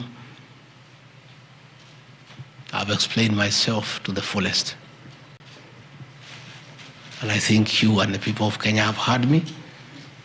Let me thank all of you for giving me this time, and I appreciate the media for your role to inform the people of Kenya, to educate them, to entertain them, and keep them abreast with what is going on. I want to thank you for your coverage of the shoddy public participation on this impeachment motion, because you exposed it for what it was, and your video clips are very useful for us as we argue in courts of law. You guys are wonderful. You are good people. No wonder you are called the fourth estate. I don't know where we would go in this country without you. We would have so much impunity. We would go back to dictatorship without the media. I want to encourage you to continue to be the watchdog on behalf of the people of Kenya, to protect the Constitution with zeal, to uphold the rule of law, and to call out impunity and corruption. And I want to say, after this impeachment, I want the members of Parliament now to focus on the corruption scandals around our country. The Adani scandal, the issues in public health sector, the glaring theft of public resources. That is what Parliament should consider and take time. And that is what the people of Kenya want. And I really want to thank the media for being a very responsible watchdog on behalf of the people of Kenya. Please continue writing. Where Rigathi Gachagua has gone wrong, please write. But always accord me the right of reply. Don't condemn me unheard. And I want to thank you tonight because you have really written accusations against me. But I am also to blame because I never called you, isn't it? Now that I have called you, I want you to request you. Every accusation, put my answer. Is that not fair? Let the people of Kenya judge. You want to ask questions? Yes. But not outside this. Okay. Your Excellency, thank you. We appreciate you hosting us here. You have said a lot in the last more than nearly 2 hours, so I'll be very brief in relation to what you said. My colleague Sam Gituk hosted you here on the 20th of September, and you said a motion of such magnitude cannot head to Parliament without the sanctioning of the party at the parliamentary group level and without the go-ahead or the green lighting by the President. Has President William Ruto in effect sanctioned that motion now that it's in Parliament?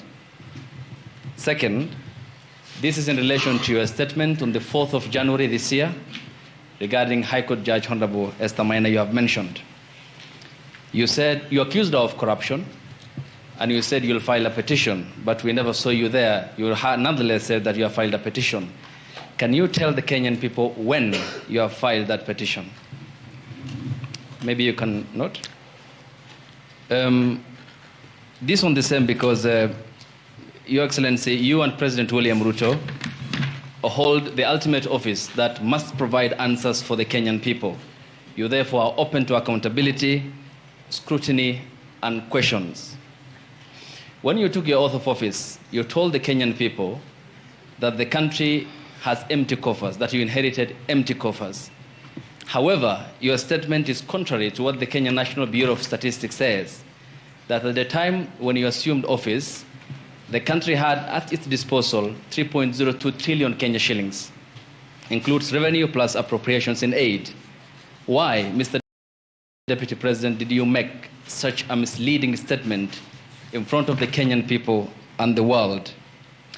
Regarding your shareholding question, I'm sorry to hold you to account, Mr. Deputy President, that the context in which you have provided the agreement between the parties, the Kenya Kwanza parties, and your defense is different. This is what we said in Kericho County, that this government on February 2023, this government is a company, you told the people, that has its shares. There are owners who have the majority of shares and those who just have a few, while others do not have any. You invested in this government, you told the people of Kericho County, so you must reap. You sowed, you tilled, you put manure and irrigated. Now it's your time to reap. Some few months later, the High Court quashed the appointment of more than 1,406 KRA officials. And the judgment? 700 of those officials were either from the Kalenjin or the Kikuyu community. How much of a responsibility will you take, being part of the presidency, of such gross locking out of Kenyans who qualify, who are competent, who merit, yet half of those appointments went to only 2 communities? That's enough. Thank you. One, the issue of Justice Minor is sub judice. I don't want to discuss it because it's a matter before court, but I'll be able to give you the date when we filed so that you can follow the petition. As to the issues that this motion cannot find its way to the Assembly without the President nod, that is true. It can't. It has its nod. As to the issue of shareholding, again, this is a matter that I'll be prosecuting. By answering your question, I'll delve into the merits and the demerits of the argument that will come up. But I also want to remind you that I did not say that it's a company. I said like a company. Like. You look at the clip, it's there. Like, I gave an example. And a company company has shareholders. I've just read to you there's 30% here for somebody. That's what I was saying. I was just being truthful without removing the agreement. Again, I am not responsible for making appointments in Kenya. I don't make any appointments. The Deputy President does not appoint anybody. You know, the appointing authority. Ladies and gentlemen, because my lawyers tell me we don't want to delve into the merits and the demerits of the presentation that I've made. Yes, Karanja. My name is Ibrahim Karanja from NTV. I don't know if I can get a mic, please. My name is Ibrahim Karanja from NTV. Your Excellency, when you apologized to President Uhuru Kenyatta, you said that the words used then were out of political reasons. And that's why you are apologizing. So why should Kenyans believe you today that what you're saying is not for political reasons, for your own immediate benefit? My second question, Your Excellency, what next if this impeachment happens tomorrow? If you're impeached, what next for you? If you're not impeached, then what next in this political marriage between you and President William Ruto? Let's say your answer is what I've discussed here are facts. It's for the people of Kenya to look at the facts and decide whether they have the necessary veracity or not. As to what I'll do or not what I'll do, let's cross the bridge when we get there. My name is Gachagua. I think, good people, we have had a long night. We have had a very long night, and you need to go and file your story. I want to once more thank you very much. Good people, asanteni sana, Mungu awabariki. Tutaonana kesho. Thank you.